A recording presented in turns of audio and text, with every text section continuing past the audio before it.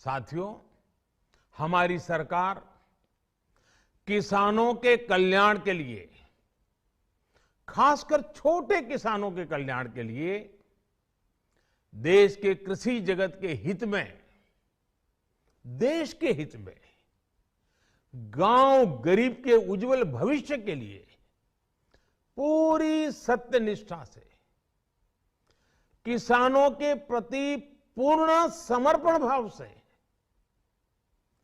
नेक नियत से ये कानून लेकर आई थी। लेकिन इतनी पवित्र बात, पूर्ण रूप से शुद्ध किसानों के हित की बात, हम अपने प्रयासों के बावजूद कुछ किसानों को समझा नहीं पाए।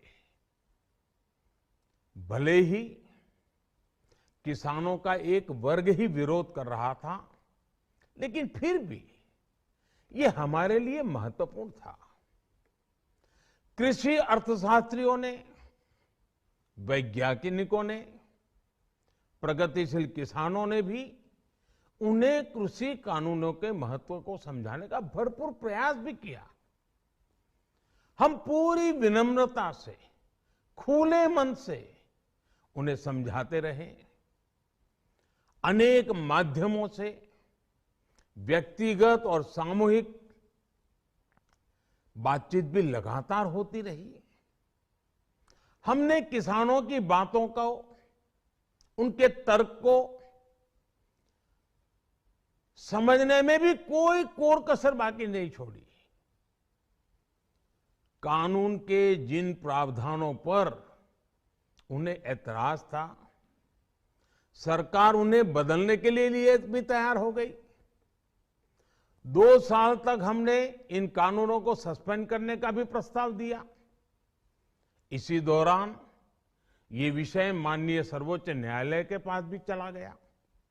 ये सारी बातें देश के सामने है, इसलिए मैं इनके अधिक विस्तार में नहीं जाऊंगा। साथियों, मैं आज देशवासियों से क्षमा मांगते हुए सच्चे मन से और पवित्र हृदय से कहना चाहता हूं कि शायद हमारी तपस्या में ही कोई कमी रही होगी, जिसके कारण दिए के प्रकाश जैसा सत्य कुछ किसान भाइयों को हम समझा नहीं पाए। आज गुरु नानक देव जी का पवित्र प्रकाश पर्व है। ये समय किसी को भी दोष देने का नहीं है।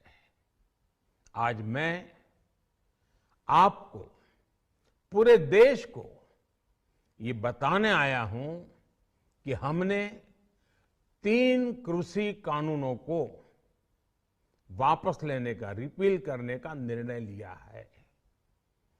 इस महीने के अंत में शुरू होने जा रहे संसद सत्र में, इसी महीने में, हम 3 कृषि कानूनों को रिपील करने की संवैधानिक प्रक्रिया को पूरा कर देंगे। साथियों, मैं आज अपने सभी आंदोलनरत किसान साथियों से आग्रह कर रहा हूं, आज गुरु पर्व का पवित्र दिन है। अब आप अपने अपने घर लौटे, अपने खेत में लौटे, अपने परिवार के बीच लौटे। आइए एक नई शुरुआत करते हैं, नए सिरे से आगे बढ़ते हैं।